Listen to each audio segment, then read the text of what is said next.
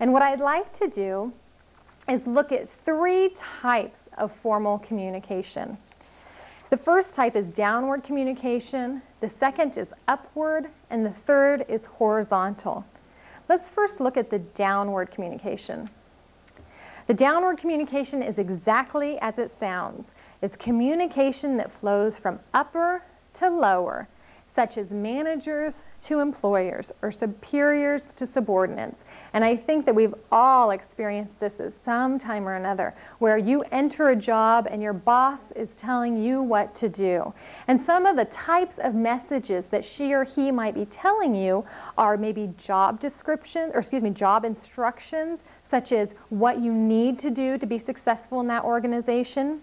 Maybe they're job rationales of why you're doing what you're doing in order to be successful. Perhaps they're procedures and practices of information of how to do what you're doing in that organization. Feedback is a big one that gets passed down, and indoctrination of the company. All these different types of messages are passed from superior to subordinate. And you pretty much just do what they tell you to do because you want to succeed and you don't think twice about it. A lot of us have a lot of respect for this hierarchical downward communication pattern. And you think, okay, this is smart to do because they know more. They've been with the company or they've been with the organization longer. And that makes sense. And so for those of you who agree with this downward communication, you would agree that the pro is that it's very efficient and very fast.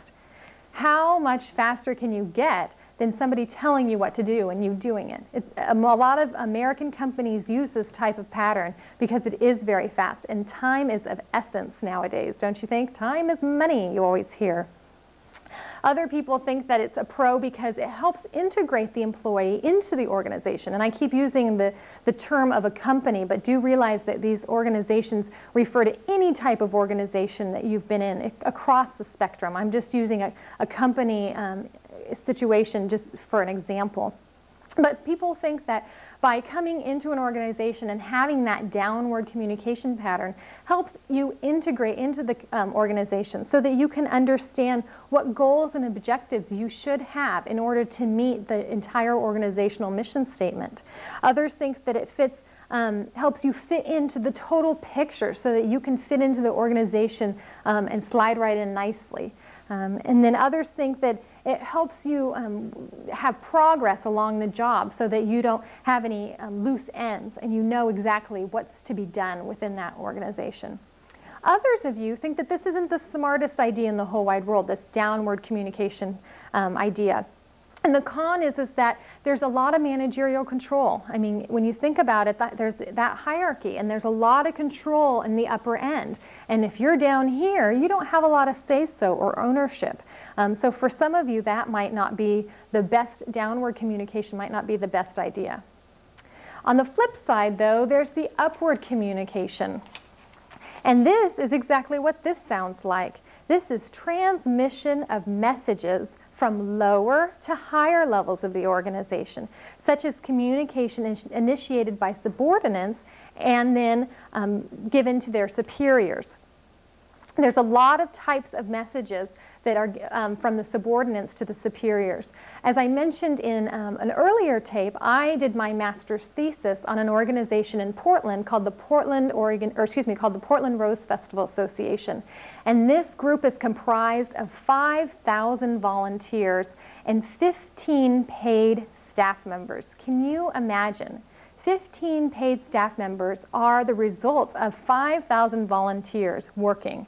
I mean, it's just a fascinating organization. But this nonprofit group, as many nonprofit groups, use this upward communication flow. A lot of the times, the volunteers are the ones who call the shots. And then they tell the paid staff members or the upper level what to do and how to do it. So for instance, if you look at the types of messages listed right here, the volunteers would tell the paid staff how they're doing on the job. If they had too much work or too little work, or they were bored or they were worked too hard, they would give this feedback to the upper level management or the paid staff members. So that way they could change it for the following year. Another type of message is job-related problems. If there were any problems that were going on as the events were taking place, the volunteers would then tell the paid staff members so they would fix their problems. Fellow employees and their problems. Again, the volunteers, there's 5,000 of these volunteers and they're all divided up into different committees. And so these committees would sometimes group together and then tell the paid staff members or the upper management what went well and what didn't go well. The next one is subordinates' perceptions of organizational policies and practices.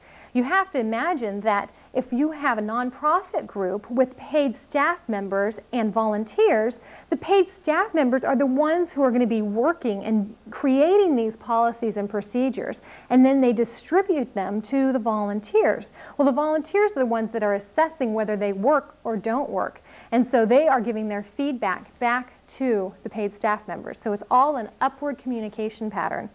And then finally, tasks and procedures. Again, if there's too much going on or not enough going on, or there's just not enough training or not enough evaluation, what have you, the volunteers are going to tell the staff members how they feel about this.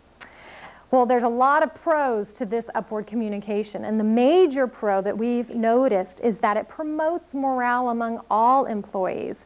Naturally, if you are a volunteer or somebody that's in the lower level and you have a say-so and you can have ownership in that organization, then of course it's going to boost your morale, don't you think? It definitely would boost mine if I was a little peon in an organization and the president was listening to me.